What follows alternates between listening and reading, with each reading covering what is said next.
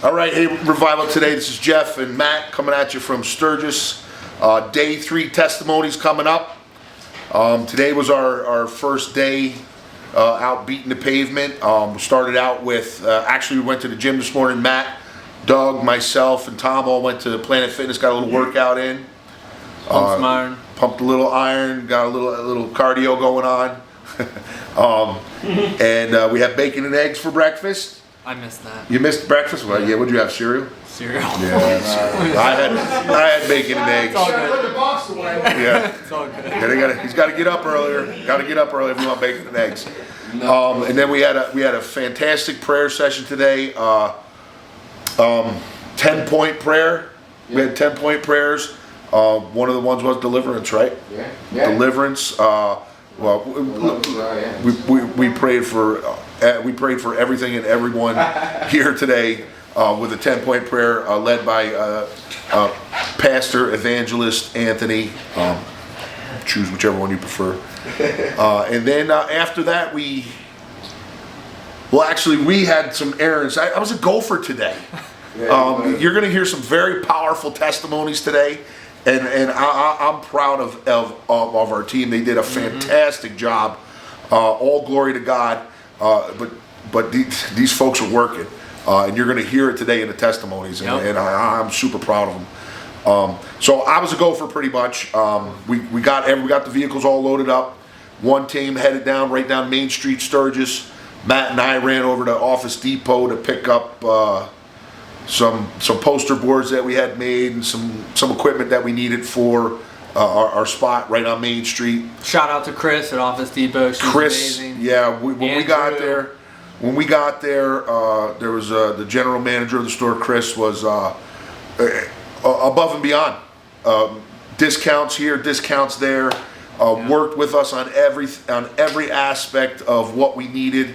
Was in communication. She's actually been working with us for the last couple days. In communication back and forth. How's this look? Do you want this? Da da da. So shout out to Office Depot in Rapid City and Chris and what was his name? Drew. And Drew. Phenomenal job. Helped us out a lot. What did Drew do for you? A very simple thing, but it changed my life here. He showed me how to take pictures from a camera to a phone. Mind blowing, but I think. Yeah, but without having to having to plug it in. What was the process before? I'd take the chip out of the camera, I'd plug it into a little USB port, then I'd plug that into my computer, then I'd stay up till midnight uploading videos, and then I'd wake up the next day. So it was what's the process now? Now it's wirelessly, so now just Bluetooth comes. It's amazing. I'm going to be having my feet up here in a little bit. So, it's going to be great. So keep in mind, while we're out there getting all these videos and we're doing all this stuff, Matt's behind the camera 100% of the time, taking all these pictures, making sure he has the vision now, and it's his job to take that vision and present it to you so you can come along with us. Well, that's a lot of work. It's a lot of tedious work. And this guy Drew, this guy Drew just cut his workload in half until I can find some more for him to do. And everyone here is helping me out tremendously. It's not just me. Everyone out. Declan is taking video, photos. Mother-in-law Gloria, father-in-law Tom. I mean, I can name everybody in this room. Tom is just helping me out tremendously. So that's how I'm getting sending them pictures. You know. He can't be everywhere, so if they get pictures, videos, or whatever, they're sending them to him. He's compiling all these things on all these different platforms and putting it out there. It's definitely a team effort across the board, and it's very good. So, as far as myself, you actually went out a little bit flyering today. Yeah, I got to flyer town of Sturgis with Summer Steel, and we had a really good time this afternoon. Learned a lot about downtown Sturgis. Got to talk to some locals, and it was a lot of fun. Looking forward to doing some more. Yeah, I didn't get a chance. Sorry. Go ahead. Shout out to Summer. I got to see Summer in her element today, and I do want to say publicly, she was amazing. She was just making people feel warm and friendly, right off the bat, broke down all barriers. Awesome. She was honestly in her element, and it was awesome to see. So so that's like I said, you're gonna hear these testimonies today, and they're powerful. I was the gopher. I'm okay with that today. I'm not gonna do that every day. So That's right. But we had some things we had to get done. We got them done, and we actually towards the end of the day, and you'll hear throughout the other testimonies, there was this one there. So I got to pray with this one lost soul, and it was a good thing. It was a good thing, and like I said, we're doing the Lord's work out here. All glory to God. Amen. And this is one heck of a team that we have right here. And I'm telling you what, when we get back to Pittsburgh and we get into the Steel City Fest, we're going to blow that thing out of the river down there. So that's going to be awesome. All right. Hey, we love you. We'll see you. Hi everyone, hi Revival today. We're excited to share with you what happened today in Sturgis. And we're here now in Rapid City, and I'm here with Jeff number 2, as we call him. He did a great job, and he's going to tell you about the big fish he caught today. First of all, I realized that I didn't get invited to go to the gym. I exercise myself here. No, that's awful.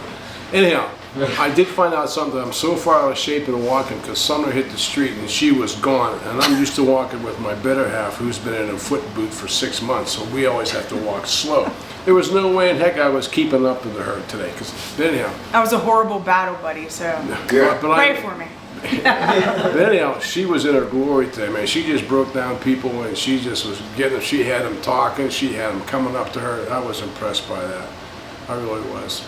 But somehow or another, we got separated. We did. We did, and that was not a good thing to do. So, go ahead, you can. But Jeff, he ministered to this gentleman named Red, Tomahawk, El Trino. So you need to tell that first, right out the gate. Well, I found the big story of the day. I found this grocery store, so I'm going down through there, and I meet this guy first from Chicago named Dave. And he's a Christian and a veteran. And I got photos of it. We'll get him the map, doing the cross and all that. And we got to pray together there, which was really a nice thing to do, a nice blessing there, it was just very fulfilling and rewarding. So I'm walking across the parking lot, and I come across these 2 guys, and he says, I already got one from Sumner, one of the flyers. You talked to her husband. So I'm about 5 minutes behind you. So anyhow, he says, go up and talk to my wife. She has it. She'll give you a star because we appreciate what you veterans do. So I went up and I'm talking to her, and she's telling me she gave me a star. And I was telling her what we do as a veteran. So she gave me a whole bag of stars for everybody here. And it's a nice star. And I found out later she's from Utah, and she's a Mormon. And I found that out after we were talking. So while she's counting out these stars, I'm talking to her. This guy comes running across the street, gets in like our face, and he's doing an Indian war call, and I'm going. What's it sound like? No, I can't. I have it on recording. What's it? Come on, you gotta give us an imitation. What was it? I don't know. I mean, I'm not an Indian. We gotta be politically correct. Native American now. I'll practice it. I don't want to insult the Indian. Okay. Yeah. So he's doing this Indian war call. And she's watching me how I'm reacting, and I'm watching her. So I'm trying to get my phone out to record this a little bit because I could definitely tell he was having some issues. So, and I'm trying to record this. I don't want to. He didn't look all there at first. I mean, he had this backward look in his eye, and I didn't want to get him mad because I didn't want to get into anything situation down there. So she's watching me how I'm handling it, and I'm watching him, and then all of a sudden I said, is there something bothering you I can help you with? You need prayer? You need some help? He said, I need a friend. I says, okay. So I'm trying to record it, and I'm trying to just record the sound of it. So then I've talked to him a little bit, and he's still getting antsy, and he's telling me his history and all this, and he's going into detail. And I'm saying, he's telling me he needs a friend. Nobody loves him. Nobody likes him. He doesn't know where to go. He's confused. And I says, well, there's a guy upstairs who can help you.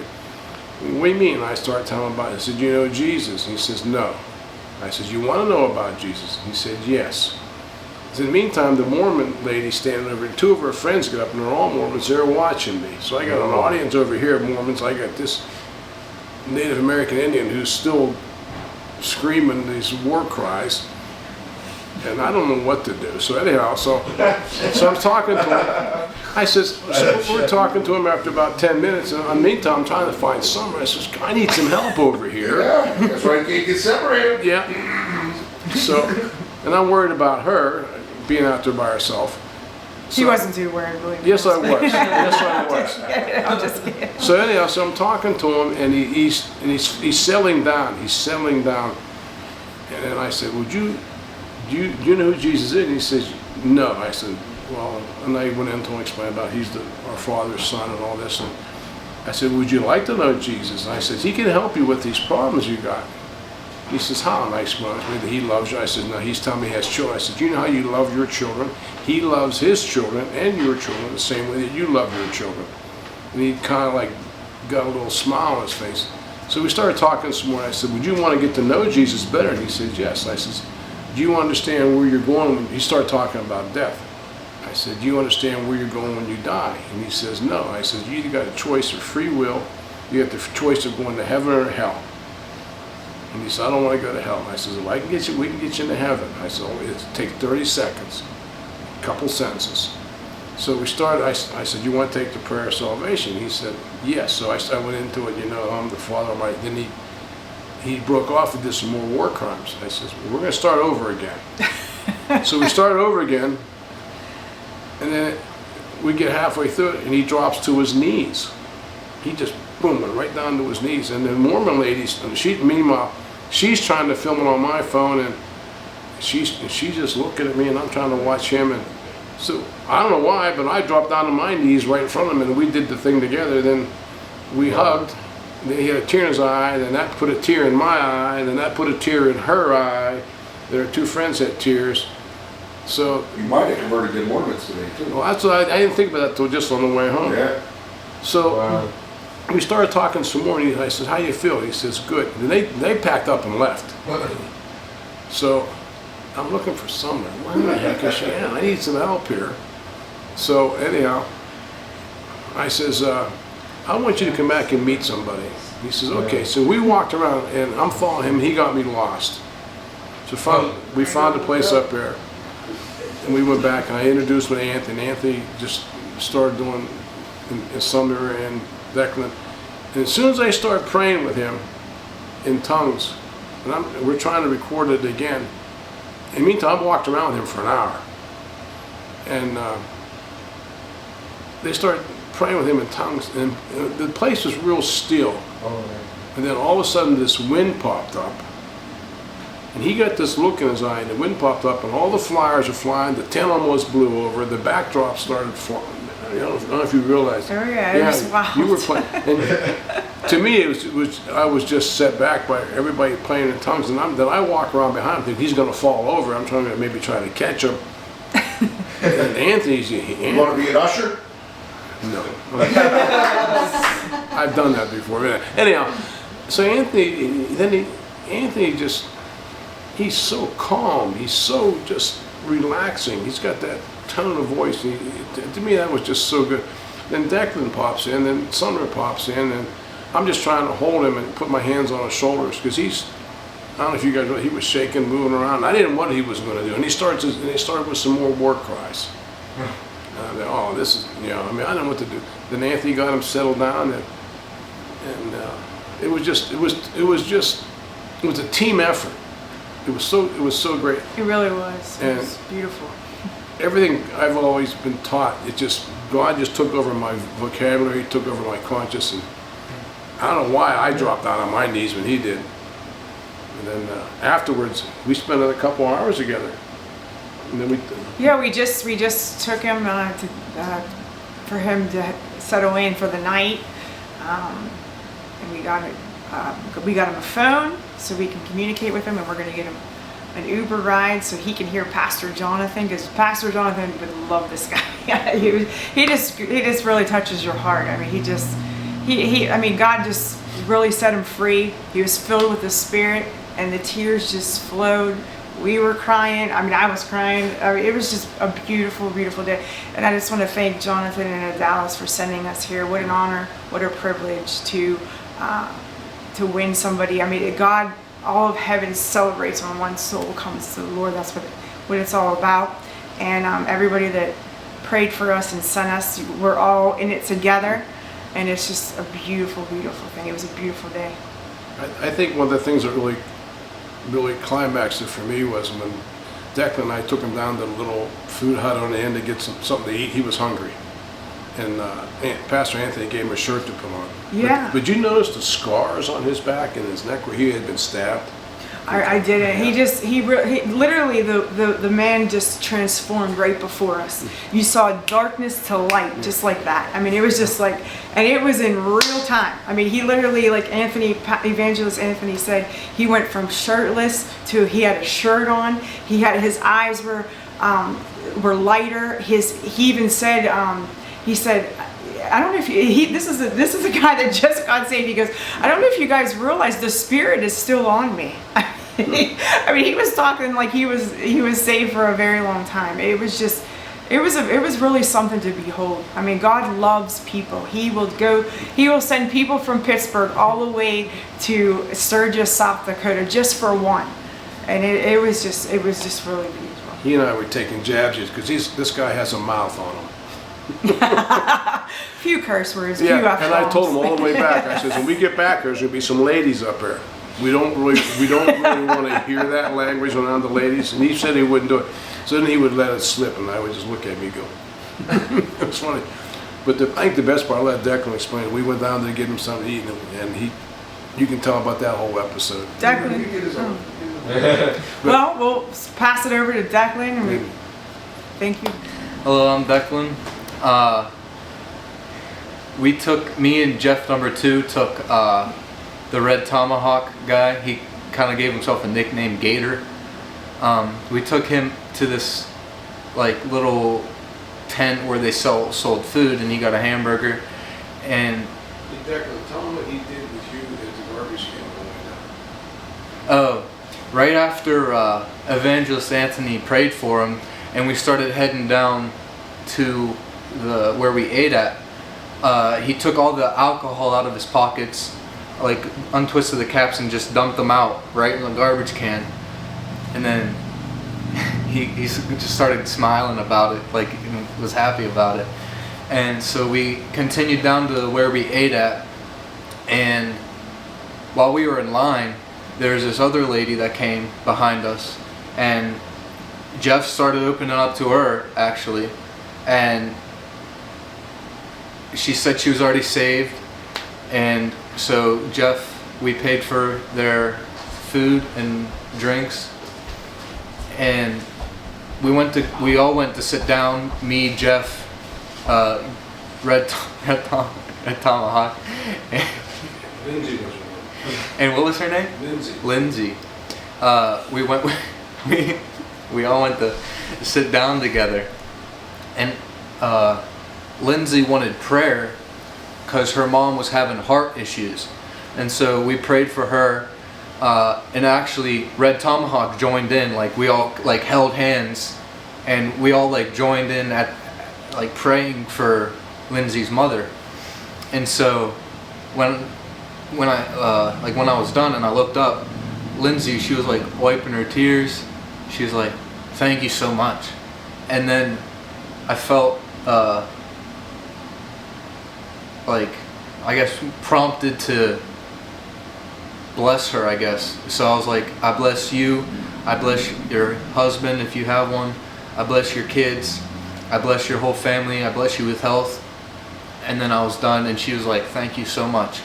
And then then it was just me, Jeff, and Red Tomahawk. And he just goes into his, like, I don't know how deep he got in with just Jeff, but he was talking about like he like died 7 times, and man, and all he could see was darkness, and he was like calling for his mom, calling for his dad, but they couldn't hear him, but he could hear them. And then he like came back, obviously, but and after he was done saying that, I told him, "Jeff, because you have confessed Jesus Christ as your Lord," I said, "you are going to heaven." And he said, "Thank you." Like he felt like relieved to hear that he was going to heaven. And so and then a couple other prayers I said for him was, I cursed alcohol, like the taste of alcohol off his breath, and marijuana, because he said he was doing that as well. So I cursed both of those off of his, like, so he would not want to do it. He would like have no desire to do that ever again. And then I was looking at his arms, and I saw all the cuts off on, like, up and down his arms. Like, there had been at least like a couple hundred, like at least 100 cuts up, like up and down his arms. So I was still holding his hand, and I said, in Jesus' name, you will not battle depression and suicide ever again. And he just looks at me and he was like, how did you know that?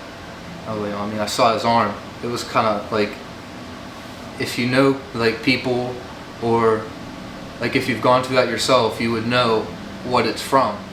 And he was just like so happy that he felt free. And it was, and then as I was praying, he starts like crying, and I started a little bit. I was trying to like hold it back, but it was amazing. It was something you can only learn by doing it yourself, and it was amazing. And then and then at the same time, what I was feeling, I was just like very, very angry at the devil, that he had such a grip on this guy, that like his wife, he said his wife left him in the morning. He got kicked out of where he was sleeping, and he died 7 times. Like, all this stuff was going on. And then it just made me so angry, hate the devil even more, that this is a child of God. This is somebody who's made in God's image and in his likeness, and this is what he did to him. And I started like crying about, like I had to walk away because I started like crying like hard about it. And but I was at the same time relieved that people from we came from Pittsburgh, came to like, and as a team set this guy free by the power of God, by the anointing, and by the grace of God, we set him free. And I'm very thankful that for everybody here, that we all united and were able to help this guy. And I thank Pastor Jonathan and Pastor Adalis that we were able to do this, that because you guys decided to come to Sturgis, we are able to help people, help those who are lost, those who need set free. And thank you. Go. Hey, what's up, Revival today? It's Pastor Anthony checking in. We've been really busy the last 4 days, so I'm just gonna keep you guys, or get you guys up to speed. The drive from Pittsburgh to South Dakota was seamless. It was beautiful. It was pretty easy. It was 20 hours, 10 hours each day, but it honestly felt like quick. It went by super quick, probably because I drove from California to Pittsburgh, and that was like 50 hours. So this was like a quick short trip for me. So it was good. It was seamless. The cars were super comfortable, so thanks, Patrick. It was great. And just following up, today we had a powerful day. Today was our official first day firing in downtown Sturgis. So the rally takes place in downtown Sturgis. We're positioned about 7 minutes out from downtown at the Buffalo Chip, which is about 600 acres of, I mean, you guys have seen the videos of tremendous property. So we went to downtown. We set up shop there. We had an amazing tent. Pretty much set everything up. It was 5 stars as far as all the design. I was impressed with the banners, the tent, the photos we got from Office Depot or Office Max. Everything was great. And today we had a powerful testimony. Jeff number 2 I forgot his last name, but Jeff Hawk. Hout. Jeff number 2. I call him Jeff number 2. So I'm gonna stick with Jeff number 2. Jeff number 2. We do flyering. That's our main focus. But also, obviously, if there's a door that presents itself, we run through that door and present the gospel and get people saved. Yeah. So there was a powerful testimony. There was a man that actually, when Declan and I first pulled in, there was a man, Indian man or a Native American man that was shirtless. I mean, pretty much what you read about in the Gospels, Luke, in the book of Luke, where he was just shirtless, long hair. And as soon as I pulled in, I told Declan as he was driving, I said that man needs the devil cast out of him. And 2 hours later, Jeff number 2, I see him walking with Jeff number 2 to the tent. So the tent's basically like our home base. We send out all the other troops in groups of 2, and we just hit the streets running. So Jeff number 2 comes in with, his name is, I think, Gran Torino Red Tomahawk. So that's his official legal name. He's like pure blood, like Native American from Rosebud tribe. From Rosebud tribe. So he comes in, this same man that as soon as I saw, I felt in my spirit like, hey, this guy needs deliverance. So Jeff number 2 comes in, walking with him, and he said, hey, we just prayed. I prayed for him. Can you minister to him? So I pulled him aside.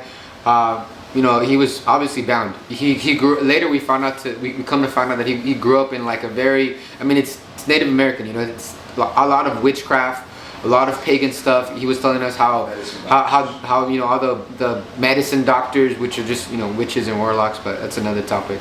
But all this just pagan stuff, And he was telling us how he grew up with that, and how they would make him go through the hot stones and make him go through a sauna, call down spirits. It was, this guy was bound. He was addicted. I think if I'm not mistaken, he was at a camp resort, blacked out, and got kicked out, and he was just like literally walking on the freeway for, he said, 300 miles. So he got kicked out of a camp resort, and he was walking, and the Lord led him to Jeff number 2. So he came, I was talking to him, ministering to him. Obviously his breath smelled like complete alcohol. He was not necessarily in his full right mind, but I felt like the Lord was doing something in him. It was a divine appointment.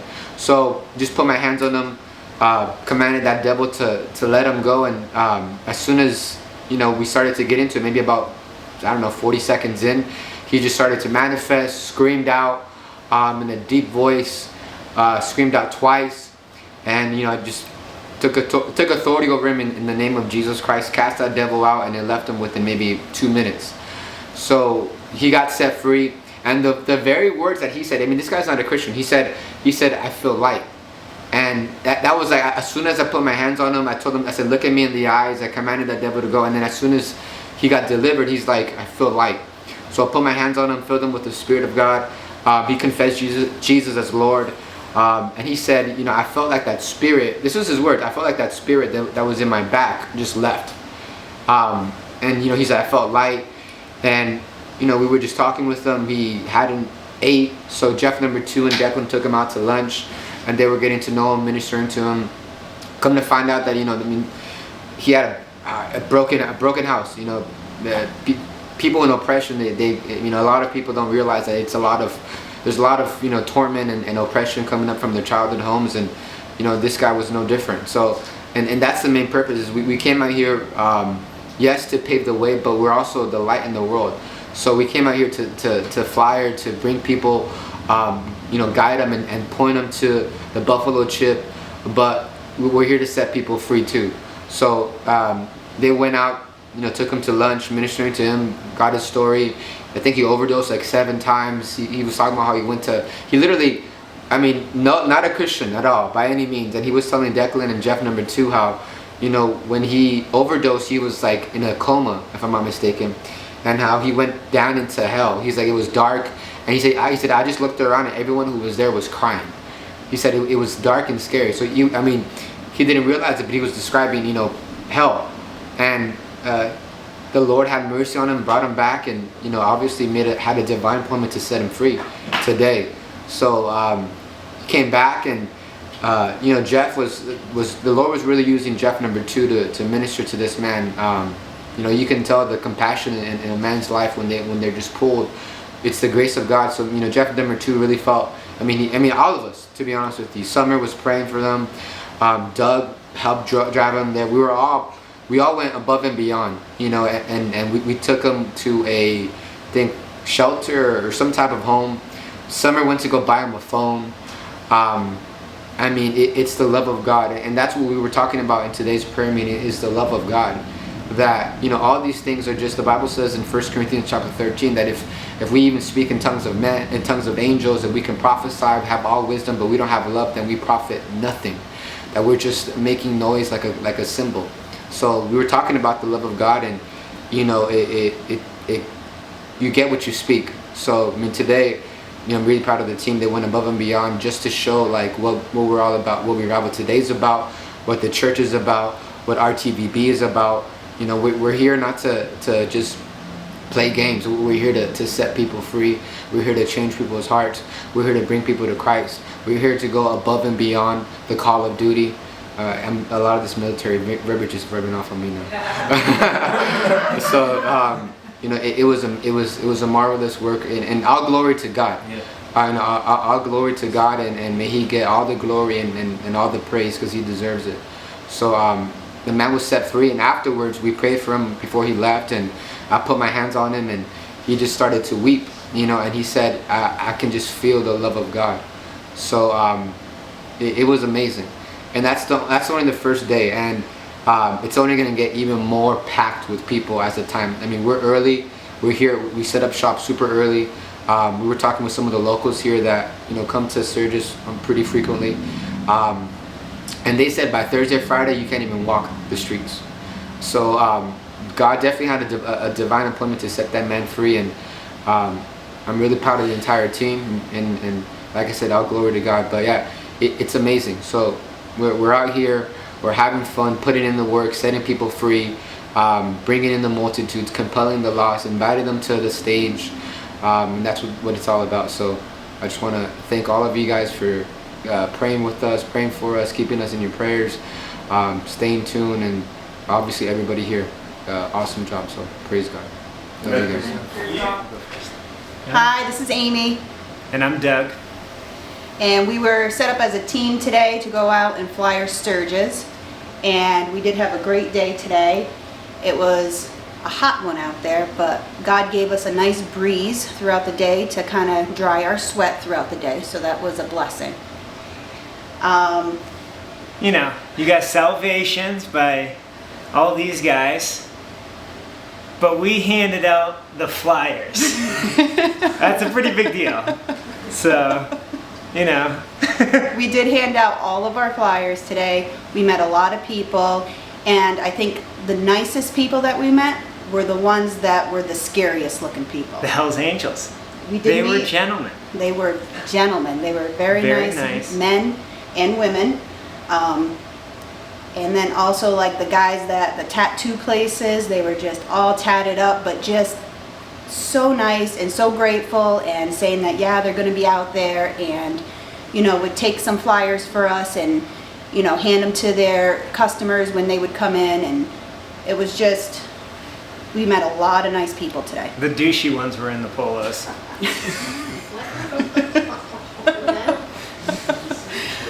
You met some douchey ones in the polos? Yeah, they were all in polos. They didn't want your flyer? They didn't want them. Oh, I'm sorry, Doug. But the face tattoo guy was pretty cool. So that was about our day. We did have a great day. It's an honor to be here and to be able to be around all these strong men and women, and who that are actually having salvations, and we're just saying. We did our part yeah, today. We did. A great I'm proud job. of my part. Yes. We did a great job, and doing the Lord's work. Doing the Lord's work. Flyers. That's right, Doug. All right, and thanks to Pastor Jonathan and Adalis for, you know, giving us this opportunity to be here, and we're having so much fun. And thanks. Thank you. Tom and Gloria here. Hi, we're back again, and this is our very first day of really going out and doing our networking, doing our flyering, talking to people. we expected so many people on the street at first, but it's still a little slow at the beginning. But what we did get to do was at least go up and connect with the people who weren't going to be there for Sturgis in the first place. And they talked to us and they wanted to know what we were doing and said, well, we'll come back next year for this. But at the same time, when we did flyer and we found people that were definitely were going into the buffalo chip, is that what it's called? Yes. Yeah, the buffalo chip.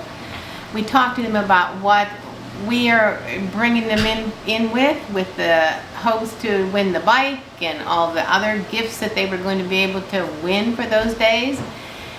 And then we told them exactly where it was located with all the memorials for the Veterans Memorial and with all the flags. So they were very excited. We met different type of people than we're usually associating with, and they were nice. They were very receptive. No matter if they were on a motorcycle or if they were standing there ready to go into a restaurant, they wanted to hear. They wanted to hear what we had to say. So it was a blessing, and even you would walk up and down the streets and the guys with the tattoo parlors would see us coming again and give us a fist bump like, go get them! So we did. We enjoyed it and we had a good time, and thank you again for praying for us. But what made all of this possible as I was looking at it was what we did first before we left. We had a whole hour of prayer. And that hour of prayer was just to hear the blessings to come in on their lives, to open their lives up. For us to be able to be put in those places, and God was going to do the work for us. And we could see it all day long how easy our time was. So thank you again, and we enjoyed it. It was fun. Very much so. We also ran into the Hells Angels, and at first they're going to be standoffish, but with some history of the Hells Angels, they opened up. We had a nice time with them. Carried on, but they're not allowed in the chip because of their jackets. They will not disperse their logo, so they're not allowed into the chip. Other than that, some of the people we ran into, a lot of veterans, which was very nice. Got about 10 to 12 people that actually confessed Christ. Yeah. Okay. That they knew who Christ was. Right. Yeah. And the ones that didn't, you can see they were a little standoffish, so we would leave them with at least one verse, that if they ever decided they want to go to heaven instead of hell, that we gave them John 14:6, which Jesus actually said, I am the way, the truth, and the life. No one comes to the Father but through me, Jesus. So we left them with that, had a lot of good rapports, threw a lot of flyers out there, gave some veteran brigade had bandanas to people from Canada. They loved those and people that weren't going to be here, at least to spread that, I guess a brand name out there so they can see who we are and maybe check us out on the webpage. So again, thank you. Thank you for your prayers out there and the support, and we covered that. Good?